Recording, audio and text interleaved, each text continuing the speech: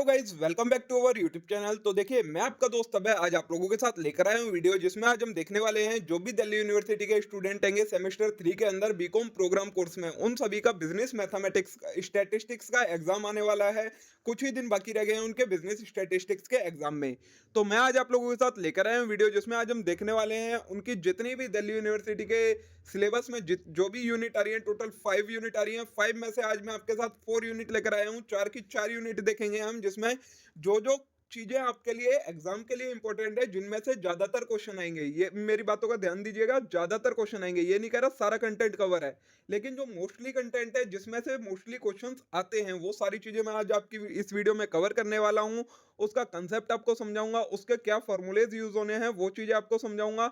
बाकी आपको एग्जाम्पल खुद सॉल्व करके देखने पड़ेंगे। सारी चीजें मैं लिख के दे रहा हूँ एग्जाम्पल के लिए। आपको डायरेक्ट फॉर्मूले बता दूंगा मैं कि ये फॉर्मूला इसका होता है, अगर आप वो फॉर्मूला लगाएंगे तो उसका डेफिनेटली आंसर आपका करेक्ट आएगा। एग्जाम्पल के लिए आपके पास 10 ईयर्स अवेलेबल हैं, नहीं हो तो टेलीग्राम चैनल पर अपलोड हो रखे हैं, वहां से आप उन्हें एक्सेस कर लीजिएगा। आज की वीडियो में हम देखते हैं कि क्या क्या फॉर्मूलेज होंगे, जो कि आपका कंटेंट जितना भी सिलेबस हैगा उसके सभी फॉर्मूलेज मैं आपको प्रोवाइड करवाने वाला हूँ। तो बिना देर के शुरू करेंगे हम अपनी आज की वीडियो। अगर आपको ये पीडीएफ चाहिए इन फॉर्मूलाज और नोट्स वगैरह की, तो वो टेलीग्राम पर आपको अपलोड मिल जाएगी। टेलीग्राम चैनल ज्वाइन करने के लिए आप यूट्यूब चैनल का जो अबाउट सेक्शन है वहां पर, या कम्युनिटी पोस्ट में आपको टेलीग्राम का लिंक मिलेगा, वहां से आप ज्वाइन कर लीजिए। वहां से आप जैसी ज्वाइन करेंगे वहां पर आपको ये पीडीएफ अपलोड मिल जाएगी। तो चलिए बिना देर के शुरू करते हैं हम अपनी आज की वीडियो और देखते हैं इन सभी चीजों को। ये चैप्टर नंबर का सीक्वेंस है इसमें, ये आप ये मत देखिएगा ये सीक्वेंस किसी और चीज का है। आप चैप्टर का नाम देखिएगा, टॉपिक देखिएगा आपका, और वो चीजें कवर करते हुए चलिएगा। सबसे पहला आपका आएगा जो सेंट्रल टेंडेंसी आएगा आपका चैप्टर, और डिस्पर्जन है उसके बारे में आएगा। तो सेंट्रल टेंडेंसी को समझने के लिए सबसे पहले आपको तीन चीजों को समझना पड़ेगा। जो आपको डेटा दिया होता है वो तीन फॉर्म में दिया होता है, जिसे हम कहते हैं टाइप ऑफ सीरीज। मतलब डेटा को तीन तरीके से दिया गया होता है। एक होता है इंडिविजुअल डेटा, एक होता है डिस्क्रीट डेटा, एक होता है कॉन्टिन्यूस डेटा। तो जब आपको सेंट्रल टेंडेंसी फाइंड करनी पड़ेगी, तो उसके लिए आपको पहले डेटा को समझना पड़ेगा कि कौन सा डेटा है, उसके अकॉर्डिंग उसमें फॉर्मूला लगाना पड़ेगा। तो इंडिविजुअल डेटा कौन सा होता है, जिसमें सिर्फ वैल्यूज होती हैं, सिर्फ वेरिएबल होते हैं और कोई भी चीज नहीं होती है, जैसे कि 10 20 सिर्फ नंबर्स आपको दिए गए होंगे। डिस्क्रीट डेटा क्या होता है, जिसमें आपको दो चीजें दी गई हों। एक जैसे कि यहाँ पर आपको एग्जांपल में दिया गया है, मार्क्स दिए गए हैं और नंबर ऑफ स्टूडेंट दिए गए हैं। तो दो डेटा हो गए आपके पास, एक मार्क का एक स्टूडेंट का। वहीं कॉन्टिन्यूस डेटा क्या होता है, इसमें क्या होता है, डिस्क्रीट में दोनों वैल्यू होती हैं, वो एब्सोल्यूट वैल्यू होती है, मतलब कि इस नंबर के इतने स्टूडेंट होंगे। वहीं कॉन्टिन्यूस डेटा क्या होता है, यहाँ पर आपको एक चीज की रेंज दी गई होती है, एक चीज की एब्सोल्यूट वैल्यू दी गई होती है, तो उसे कहा जाता है आपका कॉन्टिन्यूस डेटा। जैसे 10 से 20 मार्क वाले आपके 5 स्टूडेंट है। ये चीज बेसिक चीज है, आपको मे भी पता होगी, नहीं पता थी तो ये मैंने आपको क्लियर कर दी। उसके बाद फ्रीक्वेंसी क्या होती है, इसमें एक वर्ड यूज होता है फ्रीक्वेंसी। फ्रीक्वेंसी होता है how many number of times, मतलब कितनी बार कोई चीज ऑकर हो रही है, उसे कहा जाता है फ्रीक्वेंसी। क्लास इंटरवल का यूज होता है। क्लास इंटरवल क्या होता है, जिसमें लोअर और अपर लिमिट आती है हमारी। क्लास लेंथ क्या होती है, जब हम अपर लिमिट में से लोअर लिमिट माइनस कर देते हैं। लोअर और अपर लिमिट क्या होती है, जैसे कि ये 10 20 मार्क्स दिए गए थे, इसमें ये लोअर लिमिट हो गई आपकी 10, अपर लिमिट हो गई 20। तो अगर आपको क्लास इंटरवल पूछा जाए तो 10 से 20 का है। वहीं क्लास लेंथ पूछी जाए तो अपर लिमिट में से जब आप मतलब 20 में से 10 माइनस करेंगे, तो आपका जो 10 निकल के आया वो हो गई आपकी क्लास लेंथ। ठीक है। अब आता है आपकी जो ये कंटिन्यूस सीरीज होती है, ये भी दो तरीके की होती है। कंटिन्यूस सीरीज में एक तो होती है आपकी इंक्लूसिव सीरीज, एक होती है एक्सक्लूसिव सीरीज। इंक्लूसिव सीरीज क्या होती है, जिसमें आपको जो क्लास लेंथ जो क्लास इंटरवल दिया होता है ना, उसके जो दोनों नंबर होते हैं वो इंक्लूडेड होते हैं। मतलब अगर 10 से लेकर 20 तक बोला है आपको, तो उसमें 10 वाला नंबर भी लिया जाएगा और 20 वाला नंबर भी लिया जाएगा, तो उसे कहा जाता है आपकी इंक्लूसिव सीरीज। ये किस तरीके से चलती है, जैसे 11 से 20, 21 से 30, 31 से 40, 41 से 50, ये होती है आपकी इंक्लूसिव सीरीज। वहीं एक्सक्लूसिव सीरीज क्या होती है, एक्सक्लूसिव सीरीज में जो आपकी लोअर लिमिट होती है वो इंक्लूड होती है, बट अपर लिमिट होती है वो इंक्लूड नहीं होती है। जैसे 10 से 20, 20 से 30, 30 से 40। ठीक है। अब जो कई बार क्या होता है, जैसे यहाँ पर तो दिया आपको 10 से 20, 20 से 30, लेकिन कई बार क्या होता है, जो आपको ये लिमिट दे दी जाती है ना, वो कैसे दे दी जाती है, इंक्लूसिव वाली दे दी जाती है, लेकिन आपको उसे पहले कन्वर्ट करना पड़ेगा एक्सक्लूसिव सीरीज में सेंट्रल टेंडेंसी मेजर करने के लिए। तो आप उसे एक्सक्लूसिव में कैसे कन्वर्ट करेंगे, तो उसका फॉर्मूला होता है कि आप जो लोअर लिमिट होगी उसमें से -0.5 कर देंगे, और जो अपर लिमिट होगी उसमें से +0.5 कर देंगे, तो आपकी वो एक्सक्लूसिव सीरीज बन जाती है। ठीक है। एक वर्ड यूज होता है इसमें क्यूमुलेटिव फ्रीक्वेंसी। क्यूमुलेटिव फ्रीक्वेंसी क्या होता है? Total frequency till that point. जैसे कि अगर आपको किसी फ्रीक्वेंसी दी है 2 4 3, ये 3 इन क्लास इंटरवल की फ्रीक्वेंसी दी है आपको, तो इसकी क्यूमुलेटिव फ्रीक्वेंसी क्या होगी? जैसे कि 2 का 2 पहले का 2 आ गया, अब यहाँ पर सेकंड नंबर पे आपको निकालनी है, तो यहाँ तक टोटल फ्रीक्वेंसी क्या है? ये वाली 4 और ये वाली 2, तो 2 + 4 होके 6 आ गई है फ्रीक्वेंसी। वहीं थर्ड पॉइंट पर आपकी टोटल फ्रीक्वेंसी क्या हो जाएगी? 3 इसकी, इससे ऊपर वाले की और उससे ऊपर वाले की, तो 3 + 4 + 2 9 आ गई आपकी, ठीक है। ये होती है आपकी less than type cumulative frequency, जब आप ऊपर से ही शुरू कर दें। और जो एक होती है more than type cumulative frequency, ये क्या होती है? तो जब आप फ्रीक्वेंसी जितनी भी दी है उसका टोटल लें पहले, उस टोटल को सबसे पहले वाले नंबर पे लिखें, उसके बाद सामने वाली क्लास की जो फ्रीक्वेंसी है उसे माइनस करते चलें और नीचे लिखते चलें, तो वो होती है आपकी मोर देन टाइप। जैसे कि इसका टोटल आया था 9, 9 आपने यहाँ लिखा, फिर इसके सामने फ्रीक्वेंसी थी 2, तो 9 में से 2 माइनस करा तो आ गया आपका 7, वो आपने यहाँ पर लिख दिया।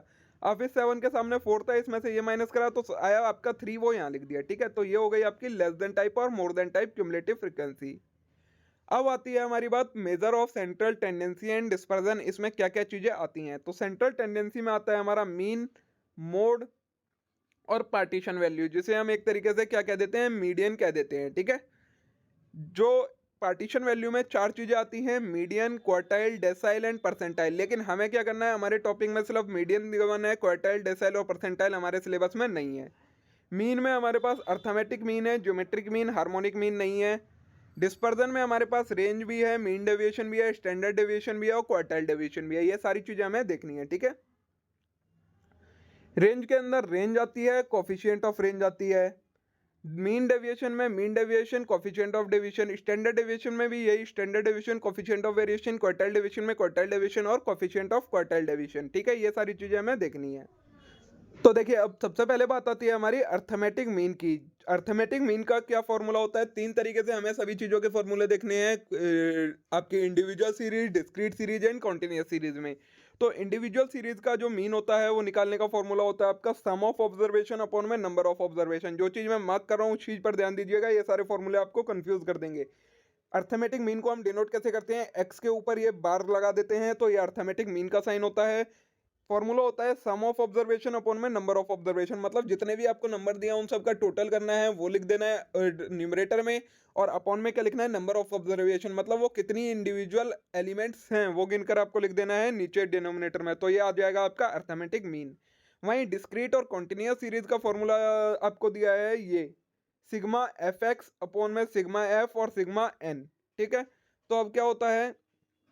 सिग्मा एफ एक्स, एफ का मतलब है आपका फ्रीक्वेंसी, एक्स का मतलब है आपका जो आपके क्लास इंटरवल दिया होता है वो चीज़।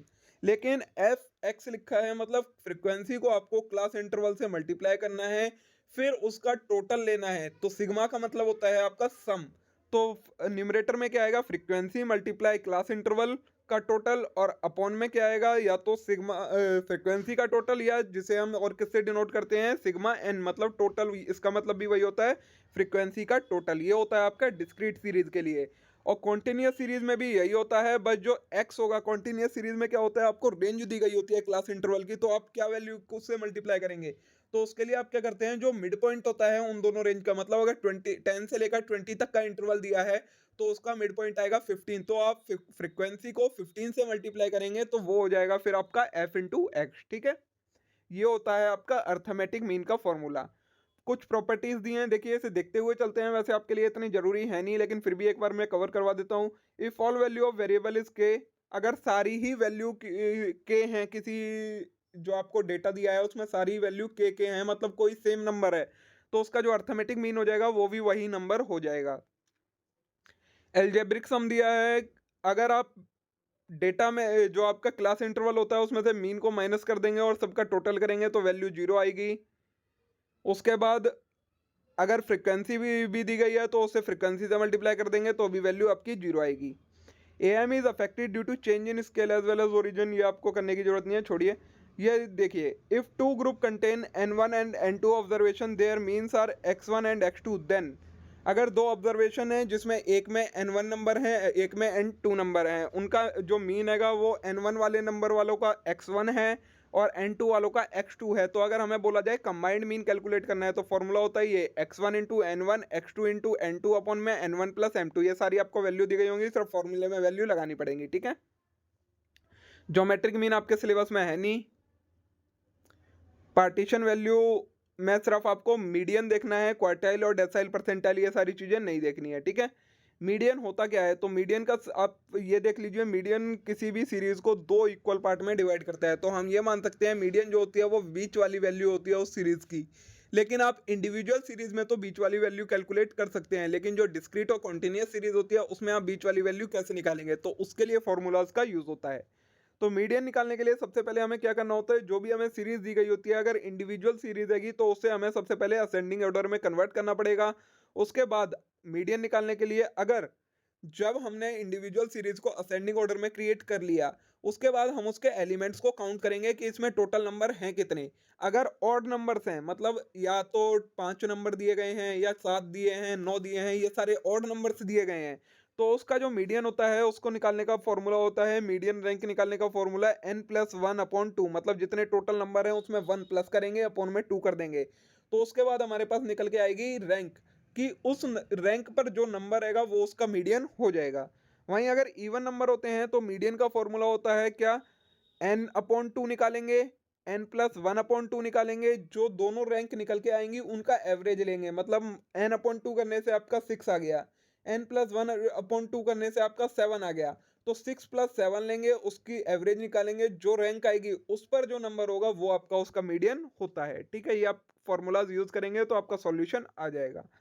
वहीं अगर कोई डिस्क्रीट सीरीज है तो उसे भी पहले असेंडिंग ऑर्डर में कन्वर्ट करेंगे, फिर उसके लिए हम क्या कैलकुलेट करेंगे, डिस्क्रीट सीरीज में हम कैलकुलेट करते हैं क्यूमुलेटिव फ्रीक्वेंसी।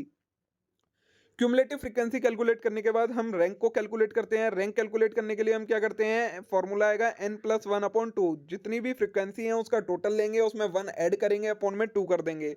उससे हमारी निकल के आ जाती है आपकी रैंक मीडियन की। अब रैंक जब निकल के आती है तो check cumulative frequency which is just greater than the rank. फिर जो रैंक से ग्रेटर देन क्यूमुलेटिव फ्रीक्वेंसी है, मतलब जो भी हमारी रैंक निकल के आई है उससे ऊपर वाली जो क्यूमुलेटिव फ्रीक्वेंसी है उसे देखेंगे, और उसके सामने वाली जो डिजिट होगी, जो इंटरवल होगा, वो हमारा उस डिस्क्रीट सीरीज का मीडियन हो जाता है, ठीक है। ऐसे ही कॉन्टिन्यूस सीरीज कैसी होनी चाहिए, एक्सक्लूसिव सीरीज होनी चाहिए। मतलब उसमें लोअर लिमिट इंक्लूडेड होनी चाहिए लेकिन अपर लिमिट इंक्लूडेड नहीं होनी चाहिए। उसके बाद उसे असेंडिंग ऑर्डर में करेंगे, फिर क्यूमुलेटिव फ्रीक्वेंसी कैलकुलेट करेंगे। डिस्क्रीट सीरीज में हमारा फॉर्मूला था रैंक निकालने का n+1/2, लेकिन यहाँ पर फॉर्मूला आएगा n/2। इसमें भी n/2 करेंगे, रैंक निकल के आ जाएगी। रैंक से बड़ी वाली क्यूमुलेटिव फ्रीक्वेंसी चेक करेंगे, जो उसके सामने का इंटरवल होगा वो हमारा उसका मीडियन हो जाता है, ठीक है। मीडियन निकालने का फॉर्मूला देखिए ये दिया गया है। जब आप वो निकाल लेते हैं, क्या वो क्लास इंटरवल निकाल लेते हैं कॉन्टिन्यूस सीरीज में, जो डिस्क्रीट सीरीज थी उसमें एक ही होता है तो वही उसका मीडियन मान लिया जाता है। लेकिन जो कॉन्टिन्यूस सीरीज होती है उसमें आपको इंटरवल दिया होता है। अब उस इंटरवल से आप मीडियन कैसे निकालेंगे, तो उसके लिए फॉर्मूला होता है l plus rank minus c/f into I. अब इसमें l का मतलब होता है आपकी जो लोअर लिमिट है, मतलब अगर आपका क्लास इंटरवल आया है 20 से 30 तो इसमें l हो जाएगा आपका 20। सी होता है आपका cumulative class of interval preceding the C I. जो आपका मीडियन क्लास निकल के आई है, मतलब जो आपकी रैंक निकल के आई है, रैंक से जो आपने निकाली है मीडियन क्लास, उससे ऊपर वाली की क्यूमुलेटिव फ्रीक्वेंसी क्या है वो आपकी सी में आएगी। उसके बाद एफ आती है आपकी फ्रीक्वेंसी ऑफ क्लास इंटरवल, जो आपकी क्लास इंटरवल निकल के आई थी उसकी फ्रीक्वेंसी क्या है। आई होती है लेंथ ऑफ मीडियन क्लास, जो आपका क्लास इंटरवल है उसके बीच का डिफरेंस क्या है। मतलब जो आपकी 20 से 30 था उसमें से आप अगर इसका डिफरेंस देखें तो आपका निकल के आता है 10, 30 माइनस 20 निकल के आता है 10, तो ये हो जाएगी आपकी आई, ठीक है। ये हो गया आपका मीडियन के बारे में। क्वार्टाइल आपके सिलेबस में है नहीं तो हमें ये देखना नहीं है। फिर आती है बात आपकी मोड की। मीन हो गया, मीडियन हो गया, थर्ड आता है मोड। मोड होता क्या है, तो most frequent awkward observation in a series. किसी सीरीज के अंदर कोई चीज कितनी बार ऑकर हुई है, जो सबसे ज्यादा बार ऑकर होती है वो कहलाती है उसका मोड। इंडिविजुअल सीरीज के लिए बाय सिंपल ऑब्जर्वेशन से हम कैलकुलेट कर सकते हैं। अगर डिस्क्रीट सीरीज है तो the observation with highest frequency, कोई ऑब्जर्वेशन जिसकी फ्रीक्वेंसी सबसे हाई है वो कहलाती है मोड डिस्क्रीट सीरीज का। कॉन्टिन्यूअस सीरीज में हम क्या करते हैं, सीरीज एक्सक्लूसिव होनी चाहिए, उसके बाद हम उसकी मॉडल क्लास कैलकुलेट करते हैं, उसके बाद ये फॉर्मूला लगाते हैं, तब हमारा कॉन्टिन्यूअस सीरीज का मोड निकल के आता है। ठीक है, फॉर्मूला क्या है, L plus F one minus F zero upon में two F one minus F zero minus F two into I. Modal class कैसे निकालेंगे, मॉडल क्लास निकालेंगे जिसकी भी फ्रीक्वेंसी सबसे ज्यादा है वो उसकी मॉडल क्लास हो गई। अब उस मॉडल क्लास में आपके पास क्लास इंटरवल दिया होता है, तो उसका मोड कैसे निकालेंगे, तो वो इस फॉर्मूले से निकालेंगे। एल वही आपकी लोअर लिमिट, एफ वन होती है जो आपकी मॉडल क्लास आई है उसकी फ्रीक्वेंसी क्या है, एफ जीरो होती है उससे ऊपर वाले की फ्रीक्वेंसी क्या है, और एफ वन होती है उससे नीचे वाले की फ्रीक्वेंसी क्या है। तो और आई का मतलब आपको पता ही है, डिफरेंस क्लास इंटरवल का। तो इस फॉर्मूले से आपका मोड निकल के आ जाएगा कॉन्टिन्यूअस सीरीज का। डिस्क्रीट सीरीज का मोड आपको बता ही दिया है कि जिसकी फ्रीक्वेंसी सबसे ज्यादा है वही उसका मोड हो जाएगा।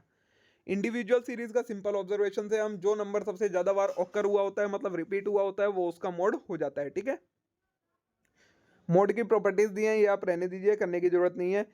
फिर आती है आपकी relation between mean mode and median. Relation आपको ये वाला फॉर्मूला याद रखना है, mode equal 3 median minus 2 mean. ये आपकी रिलेशन होती है मीन मोड और मीडियन के बीच में। ये से कभी कई बार डायरेक्ट क्वेश्चन आ जाता है कि मीडियन दिया होगा, मीन दिया होगा, आपको मोड कैलकुलेट करने के लिए बोल दिया जाएगा। मोड मीन दिया होगा, मीडियन कैलकुलेट करने के लिए बोल दिया जाएगा। मोड और मीडियन दिया होगा, मीन कैलकुलेट करने के लिए बोल दिया जाएगा। तो इस फॉर्मूले से आप डायरेक्ट कैलकुलेट कर सकते हैं। ठीक है, इसी के साथ आपका ये सेंट्रल टेंडेंसी वाला चैप्टर कंप्लीट हो जाता है। अब आता है डिस्पर्जन। डिस्पर्जन का मतलब क्या होता है, डिस्पर्जन मीन्स स्कैटरनेस ऑफ डेटा, मतलब जो आपका डेटा है वो कितने एक्सटेंट तक फैला हुआ है वो कहलाता है आपका dispersion. It help us to evaluate how scatter our data, मतलब डेटा कितना फैला हुआ है। Every dispersion has coefficient as well, coefficient is always a unit free measure. हर डिस्पर्जन का एक कोफिशिएंट होता है, जो कोफिशिएंट होता है वो यूनिट फ्री मेजर होता है। कई बार ये क्वेश्चन में गलती कर देते हैं बच्चे, उसके पीछे कोई वो लगा देते हैं, यूनिट लगा देते हैं, लेकिन जो डिस्पर्जन निकल के आता है वो हमारा यूनिट फ्री होता है, उसके पीछे कोई यूनिट नहीं लगती है, सिर्फ वो नंबर्स रहता है। तो डिस्पर्जन में हमारे पास सबसे पहली चीज आती है रेंज, जो कि हमें देखनी है। तो रेंज होती क्या है, इंडिविजुअल सीरीज की रेंज हम कैसे निकालते हैं, लार्जेस्ट ऑब्जर्वेशन में से स्मॉलेस्ट ऑब्जर्वेशन को माइनस कर देंगे, हमारे पास रेंज निकल के आ जाती है। रेंज निकल के इंडिविजुअल सीरीज में आपको सिर्फ नंबर दिए गए होते हैं, तो जो भी सबसे बड़ा नंबर है उसमें से सबसे छोटे वाले नंबर को माइनस कर देंगे, तो हमें पता लग जाएगा कि हमारा डेटा कहाँ से लेकर कहाँ तक का है। ठीक है, कॉफिशिएंट ऑफ रेंज का फॉर्मूला होता है एल माइनस एस अपॉन में L plus S into 100। L मतलब लार्जेस्ट नंबर, एस मतलब स्मॉलेस्ट नंबर, ये फॉर्मूला लगाएंगे आपका कॉफिशिएंट ऑफ रेंज आ जाता है। कॉन्टिन्यूस सीरीज की रेंज कैसे निकालेंगे, तो सबसे पहले सीरीज को एक्सक्लूसिव करेंगे, उसके बाद रेंज क्या होती है, upper most boundary minus lower most boundary. जो आपकी इंटरवल आएगी उसमें से अपर सबसे बड़ी जो आपकी क्लास इंटरवल होगी लास्ट में, उसमें से सबसे छोटी वाली को माइनस करेंगे, हमारे पास रेंज निकल के आ जाएगी। कोफिशिएंट का फॉर्मूला वही, upper most class boundary minus lower most class boundary upon में upper most class boundary plus lower most class boundary multiply by 100। ये आपकी कॉन्टिन्यूस सीरीज का हो गया। रेंज की प्रॉपर्टी बताई है, ये आपको करने की जरूरत नहीं है, इतना डीप में मत जाइए। आपको सिर्फ पास होने के लिए नंबर चाहिए, उसके लिए आपको जितना मैं बता रहा हूँ उतना कर लीजिए। मीन डेविएशन क्या होता है, तो it is the average of absolute deviation from appropriate measure of central tendency. जो कोई भी एक सेंट्रल टेंडेंसी का मेजर बता दिया जाएगा, उससे आपकी एब्सोल्यूट डेविएशन जब कैलकुलेट करी जाए और उसका एवरेज लिया जाए, तो वो कहलाता है आपका mean deviation. Appropriate measure of central tendency में हमारी क्या क्या आ जाएगी, मीन, मीडियन और mode. Coefficient of mean deviation कैसे निकलेगा, ये फॉर्मूला होता है मीन डेविएशन जो आई है उसके अपॉन में ए मल्टीप्लाई बाय 100। ए मतलब appropriate measure of central tendency. अभी आपको समझ में नहीं आया, देखिए मीन डेविएशन क्या होता है, arithmetic mean of differences. Differences किसका, all deviation should be positive. Mean deviation का फॉर्मूला ये आपका होता है, डायरेक्ट फॉर्मूला अगर आप निकालना चाहें, क्या है, sigma x minus x dash upon n. Mean deviation अगर आपको निकालनी है तो क्या, जो आपको डेटा दिया है उसका पहले आपको मीन निकालना पड़ेगा, फिर उसके बाद ये फॉर्मूला लगाना पड़ेगा। जो वैल्यू एक्स हैगी, मतलब जो आपको इंडिविजुअल सीरीज दी है वो, माइनस जो आपका मीन निकल के आया है, हर डेटा से आपको करना पड़ेगा, उनका टोटल लेना पड़ेगा। तो आपके पास sigma x minus x dash आ गया अपॉन में एन, मतलब वो टोटल कितने नंबर है, तो इससे आपका इंडिविजुअल सीरीज का मीन डेविएशन आ जाएगा। ठीक है, वहीं डिस्क्रीट सीरीज के लिए क्या करना पड़ेगा, आपको जो फ्रीक्वेंसी दी है उसमें से जो मीन निकाला है आप निकालोगे आप, या मीन, मीडियन, मोड जो भी आपको बोला है जिससे भी आपको मीन डेविएशन कैलकुलेट करना है वो कैलकुलेट करना पड़ेगा पहले। उसके बाद हर फ्रीक्वेंसी में से उस जो मीन डेविएशन मतलब जो भी आपका सेंट्रल टेंडेंसी आपने निकालनी है, मीन, मोड, मीडियन, उसमें से फ्रीक्वेंसी को माइनस करना पड़ेगा, उसके बाद उसको फ्रीक्वेंसी से मल्टीप्लाई दोबारा करना पड़ेगा, फिर उसके बाद सबका टोटल लेना है अपॉन में n। ये आपको कैसे समझ में आएगा, जब आप इसके डायरेक्ट क्वेश्चन सॉल्व करेंगे तब आपको समझ में आएगा। फॉर्मूला मैंने आपको ये लिखवा दिया है, आप एग्जांपल सॉल्व करिए, जो आपके पास 10 ईयर अवेलेबल है उसमें से आपको ये सारी चीजें क्लियर होंगी। ठीक है, स्टैंडर्ड डेविएशन क्या होता है, square root of variance. Variance क्या होता है, डेविएशन के स्क्वायर का मीन, जो डेविएशन है उसके स्क्वायर का मीन वो कहलाता है आपका variance from arithmetic mean only. और कोफिशिएंट का फॉर्मूला ये standard deviation upon arithmetic mean into 100। Standard deviation अगर इंडिविजुअल सीरीज है तो आपको ये फॉर्मूला लगाना पड़ेगा। इसमें है क्या, x माइनस एक्स डैश। सबसे पहले जो आपको डेटा दिया है, इंडिविजुअल सीरीज दिया, उसको आपको अर्थमेटिक मीन कैलकुलेट करना पड़ेगा। फिर उस अर्थमेटिक मीन में से हर जो डेटा दिया है एक एक इंडिविजुअल एलिमेंट को माइनस करना पड़ेगा, उसकी स्क्वायर करनी पड़ेगी, उन सभी के स्क्वायर्स को लिखना पड़ेगा, उनका टोटल लेना पड़ेगा, वो आएगा आपके न्यूमरेटर में, डिनोमिनेटर में आपके टोटल वो नंबर आएंगे, उसका जब आप स्क्वायर रूट लेंगे तब आपका स्टैंडर्ड डेविएशन निकल के आएगा। डिस्क्रीट सीरीज का यही सेम फॉर्मूला है, बस यहाँ पर फ्रीक्वेंसी मल्टीप्लाई हो गई है। ठीक है, बाकी आप प्रॉपर्टीज छोड़िए। क्वार्टाइल डेविएशन आपके सिलेबस में आई थिंक है, सॉरी ये है आपके सिलेबस में। Quartile deviation Q3 minus Q1 upon 2। Q3 और Q1 कैसे कैलकुलेट करते हैं, तो most appropriate measure of central tendency for open ended data is median, measure of central dispersion for open ended data is quartile deviation. इसमें Q3 ये कुछ चीज miss हो गई है इसमें, अभी आप इसे छोड़िए, मैं आपको इसको नेक्स्ट वीडियो में कवर करवा दूंगा। ठीक है,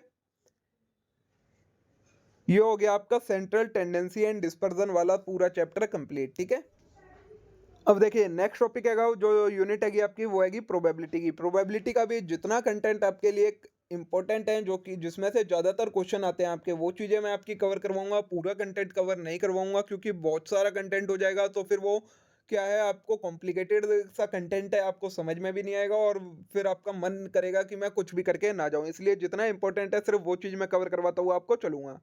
प्रोबेबिलिटी होती क्या है, result of random experiment is known as event outcome. सबसे पहले प्रोबेबिलिटी को समझने के लिए आपको इवेंट को समझना पड़ेगा। इसमें इवेंट का यूज होता है, इवेंट और आउटकम ये दो वर्ड का यूज होता है, जिनका मतलब क्या होता है, कोई भी अगर हम रैंडम एक्सपेरिमेंट करते हैं तो उसका जो रिजल्ट निकल के आता है वो कहलाता है आपका इवेंट या आउटकम। प्रोबेबिलिटी क्या होती है, चांसेस ऑफ आउटकम की, जो आपका रिजल्ट निकल के आएगा उसके आने के कोई भी एक रिजल्ट आपको बोला जाएगा कि ये होगा, इसके कितने चांसेस हैं, तो उसे कहा जाता है आपका प्रोबेबिलिटी। नॉर्मल फॉर्मूला होता है जो प्रोबेबिलिटी का, वो होता है number of favourable event upon में टोटल नंबर ऑफ इवेंट।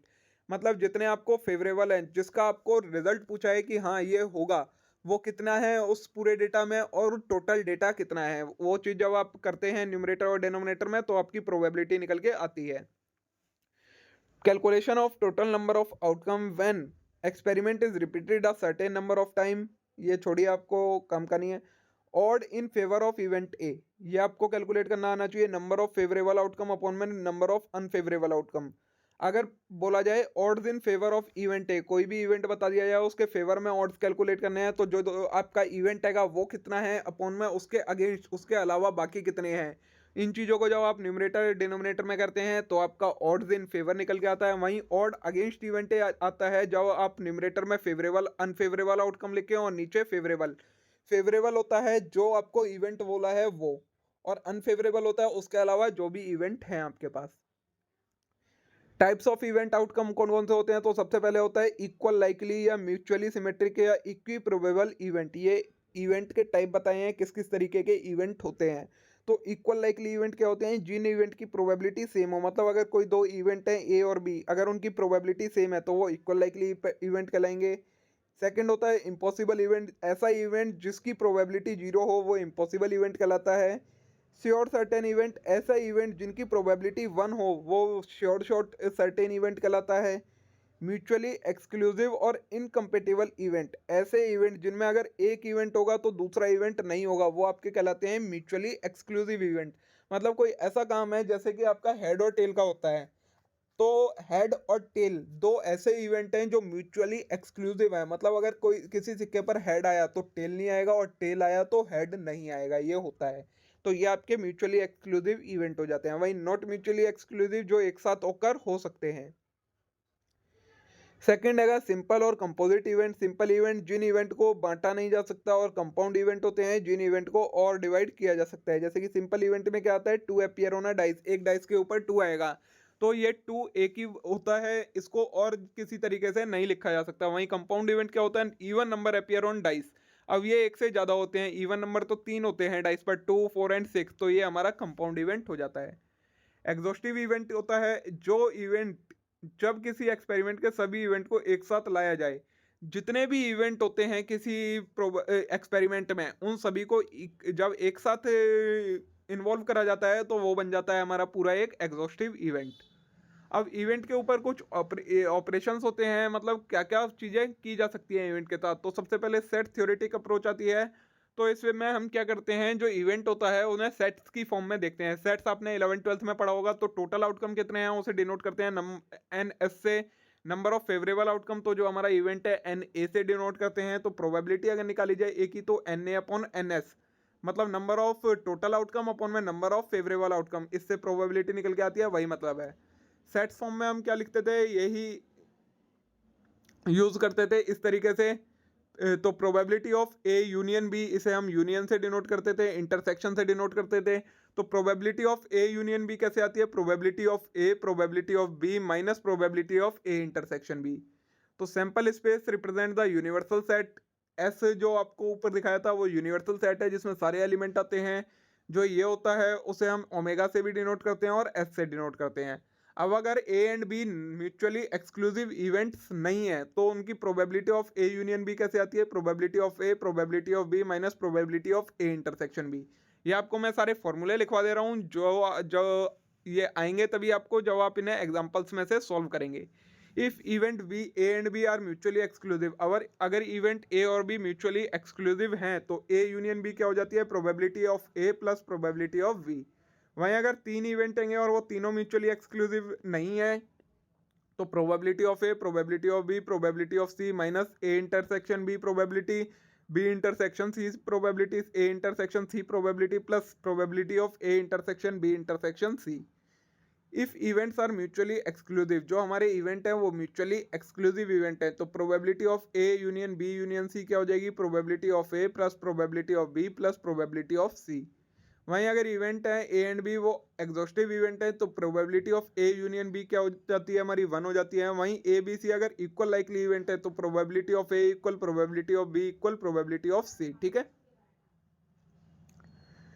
फिर आएगा probability of only event A occur, ये कैसे निकलती है, तो उसे हम डिनोट करते हैं probability of A minus B, और निकालते हैं प्रोबेबिलिटी ऑफ ए में से probability of A intersection B को माइनस करके।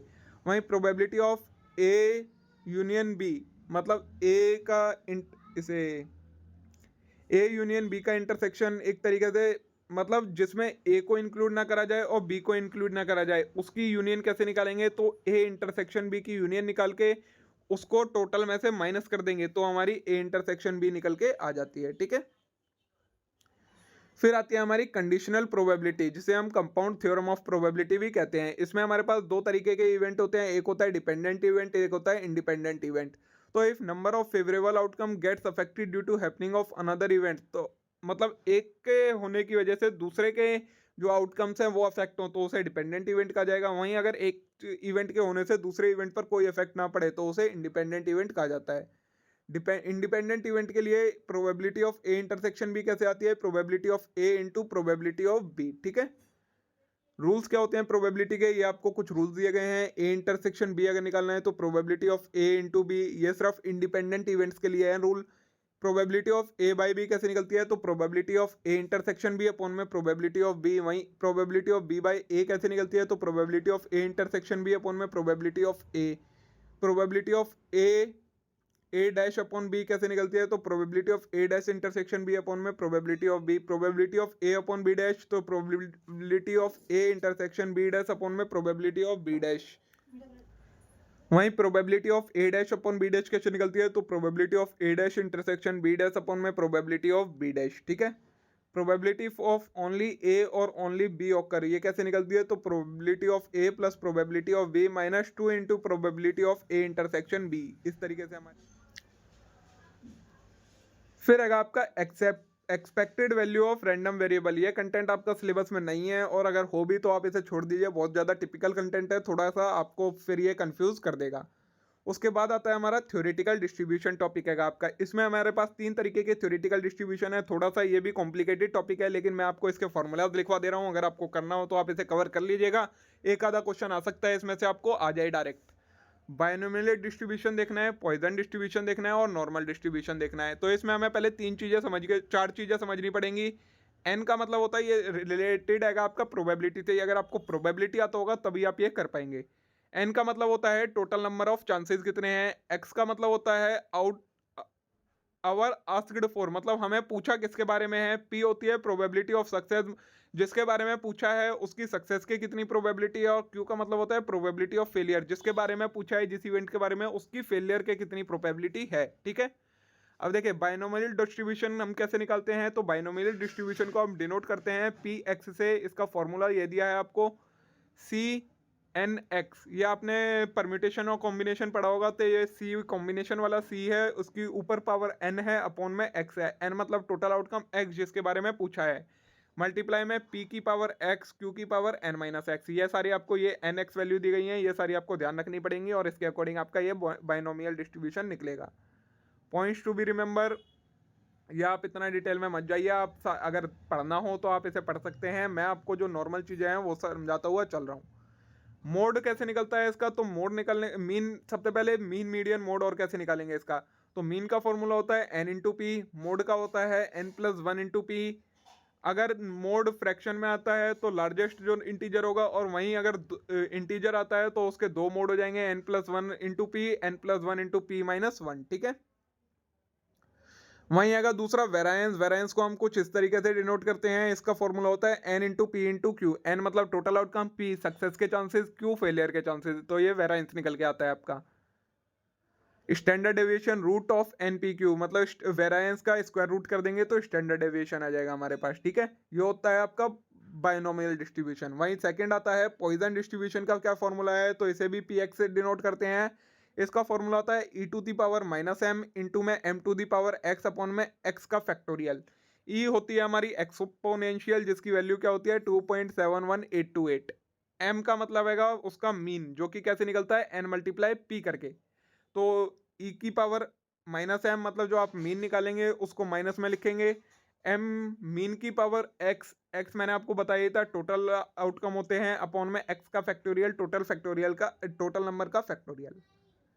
इसका भी अब जो ये आपका पॉइजन डिस्ट्रीब्यूशन है आपका सेकंड वाला, इसमें आपका मीन निकालने का फॉर्मूला होता है एन इंटू पी, वेरायंस का फॉर्मूला होता है एन इंटू पी, और स्टैंडर्ड डेविएशन होता है रूट ऑफ एम। मीन का अगर रूट कर देंगे तो आपके पास स्टैंडर्ड डेविएशन निकल के आ जाता है। मोड निकालने का फॉर्मूला होता है, मोड एम के ऊपर डिपेंड करता है। अगर एम इंटीजर है तो उसका मोड हो जाएगा एम और एम माइनस वन। वहीं अगर फ्रैक्शन है तो लार्जेस्ट इंटीजर वैल्यू। ठीक है, ये हो गया आपका पॉइजन डिस्ट्रीब्यूशन। अब नेक्स्ट आता है आपका नॉर्मल और गॉसियन डिस्ट्रीब्यूशन। इसमें आपका फॉर्मूला होता है, देखिए पी एक्स, जिसे हम एफ एक्स से भी डिनोट करते हैं, वन अपॉन वेरायंस रूट में 2 पाई इंटू ई की पावर दिस। अब इसमें देखिए ये थोड़ा सा टिपिकल है, ई इसमें आएगा एक्सपोनेंशियल, वही ये जो ये साइन दिया है ये है आपका मीन ऑफ एक्स। मीन को इसमें इस तरीके से डिनोट करा है, एक्स है वही आपका रैंडम वेरिएबल। ये जो साइन है ये है आपका स्टैंडर्ड डेविएशन का साइन, जिसे हम प्रोबेबिलिटी डेंसिटी फंक्शन भी कहते हैं। ये फॉर्मूला जब आप लगाएंगे इससे आपका डायरेक्ट नॉर्मल और गॉसियन डिस्ट्रीब्यूशन निकल के आ जाएगा। ठीक है, इसमें जो मीन मीडियन मोड होते हैं वो तीनों इक्वल होते हैं, तो ये चीज़ आपकी सिंपल हो जाती है इसमें। ठीक है, इसी के साथ आपका जो ये थ्योरेटिकल डिस्ट्रीब्यूशन है ये चैप्टर कंप्लीट होता है। इसमें यही चीज़ आप कर लीजिएगा, ज़्यादा डीप में मत जाइएगा वरना कंफ्यूज हो जाएंगे, फालतू में जो कर रहे हैं वो भी नहीं कर पाएंगे। अब आता है आपका कोरिलेशन एंड रिग्रेशन, जो टॉपिक रह गया है। कोरिलेशन क्या होता है, it is used to find the extent to which two variable are relate to each other. दो वेरिएबल अपने आप में कितने रिलेट करते हैं, ये चीज फाइंड करने के लिए कोरिलेशन का यूज करा जाता है।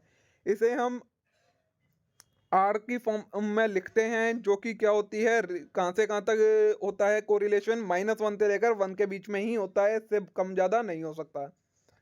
Are is equal to -1 reflect करता है कि परफेक्टली नेगेटिव कोरिलेशन है। आर अगर -1 से 0 के बीच में है तो नेगेटिव कोरिलेशन, आर 0 है तो कोई कोरिलेशन नहीं है।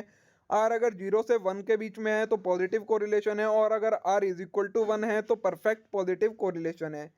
कोरिलेशन भी एक यूनिट फ्री मेजर आपका होता है। कोरिलेशन को हम किस किस तरीके से मेजर करते हैं? स्कैटर डायग्राम से, Karl Pearson product momentum correlation coefficient method से, Spearman rank correlation coefficient method से, और कोफिशिएंट ऑफ कॉन्करेंट डेविएशन के मेथड से। तो स्कैटर्ड डायग्राम आपका कुछ इस तरीके का होता है। अगर ऐसा डायग्राम है तो ये परफेक्ट कोरिलेशन है, इस तरीके का है तो पॉजिटिव कोरिलेशन है, इस तरीके का है नेगेटिव कोरिलेशन है, इस तरीके का है तो परफेक्ट नेगेटिव है, इस तरीके का है तो कोई कोरिलेशन नहीं है, और इस तरीके का है तो कर्वीलिनियर कोरिलेशन आपका होता है। It does not calculate extent of correlation, ये कोई मैथमेटिकल रिलेशनशिप नहीं बताता है, ये सिर्फ डायग्रामेटिकल वो चीज़ें बताता है। सेकंड तरीके का आता है हमारा Karl Pearson product momentum correlation. इसमें हमारे दो मेथड होते हैं, डायरेक्ट मेथड और एज्यूम मेथड। डायरेक्ट मेथड में फॉर्मूला होता है हमारा आर इज इक्वल टू, इसको हम इस तरीके से लिखते हैं R X to the Y. तो covariance of X Y upon में standard deviation of X into standard deviation of Y, ठीक है। C O V X Y means covariance of X and Y. Covariance of X and Y कैसे calculate करते हैं? तो ये formula होता है सिग्मा एक्स माइनस एक्स का मीन, वाई माइनस वाई का मीन अपॉन में एन, जिसे हम इस तरीके से भी लिख देते हैं। वहीं स्टैंडर्ड डेविएशन का निकालने का फॉर्मूला आप पहले पढ़ ही चुके हैं, रूट के अंदर sigma x minus x mean की होल स्क्वायर अपॉन एन, ठीक है।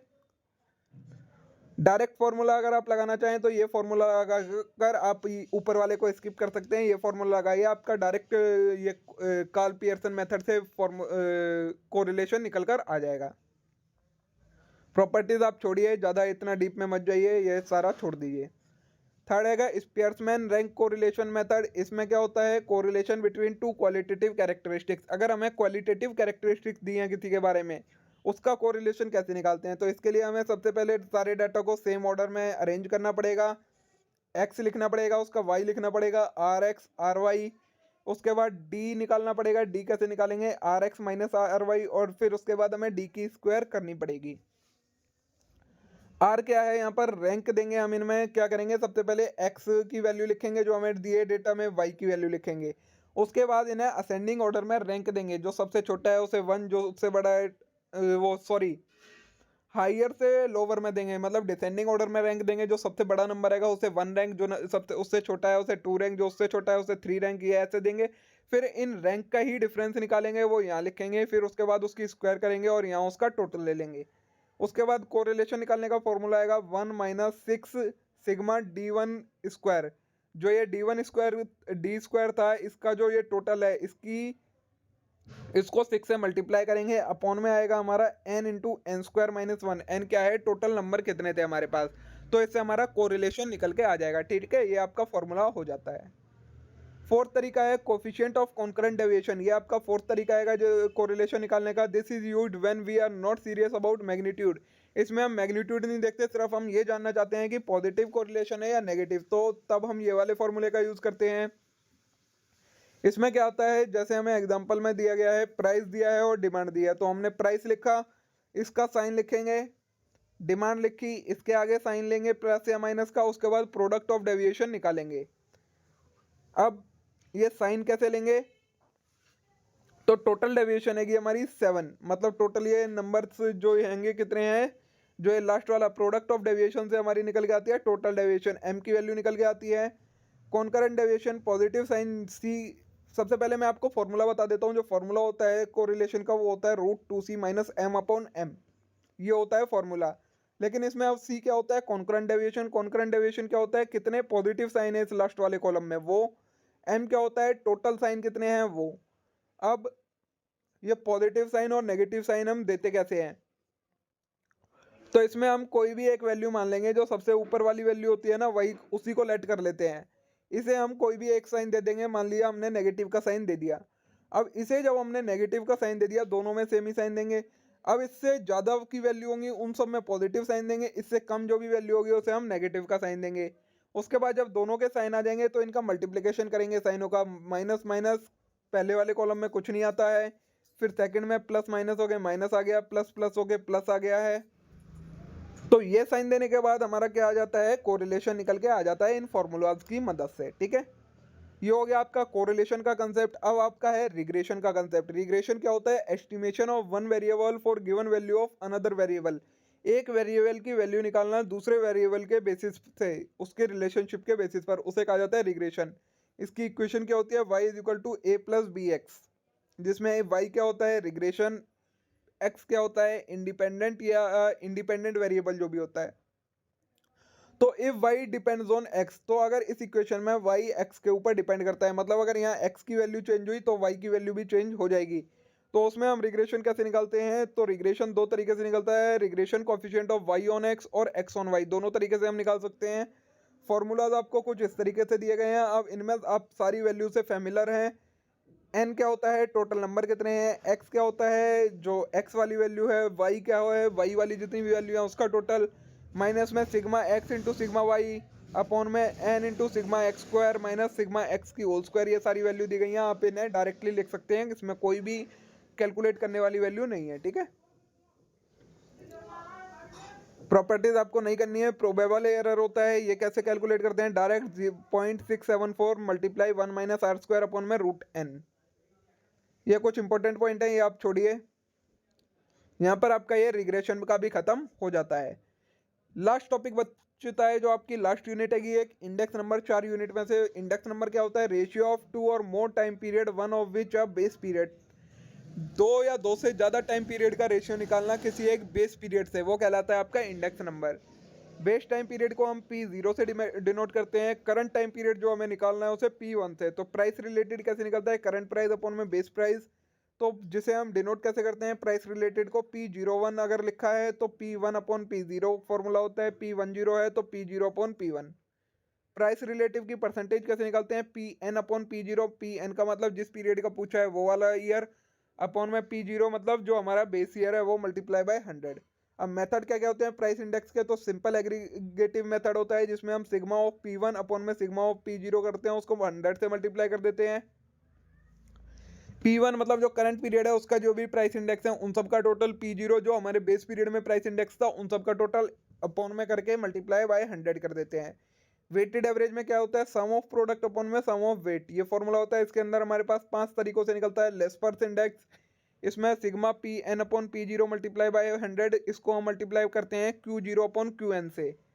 पास्चेज मेथड होता है जिसमें हमारा Q, अब यहाँ क्या आ गया? ये प्राइस था तो ये हो जाती है आपकी Q मतलब क्वांटिटी, क्वांटिटी से हम वेट लेते हैं। पास्चेज मेथड है sigma Pn upon P0 multiply Qn upon Qn। यहाँ पर ये Qn नहीं, ये Q0 है। इस वाले में दोनों में Qn आ जाता है मल्टीप्लाई बाय 100। मार्शल एडवर्थ का होता है, उसमें सिग्मा Pn अपॉन में सिग्मा P0 आता है, मल्टीप्लाई में Q0 प्लस Qn अपॉन में Q0 प्लस Qn से मल्टीप्लाई होता है और मल्टीप्लाई बाय 100 हो जाता है। बॉलेज में क्या आता है? लेशपेयर्स वाले का जो ऊपर कैलकुलेट करा है, पास्चेज वाले का, दोनों का टोटल अपॉन में 2 कर देते हैं तो बॉलेज में का इंडेक्स आ जाता है। वहीं फिशर्स का इंडेक्स कैसे आता है? रूट में लास्ट पेयर्स इनटू पास्चेज से, ठीक है। इसका फिशर्स वाले का अगर आप डायरेक्ट निकालना चाहें तो ये फॉर्मूला लगाकर भी निकाल सकते हैं, ठीक है। ये चेन इंडेक्स आपके सिलेबस में है नहीं, ये आप मत करिए, अगर हो भी तो भी मत करिएगा। ये सारे टेस्ट होंगे आपके।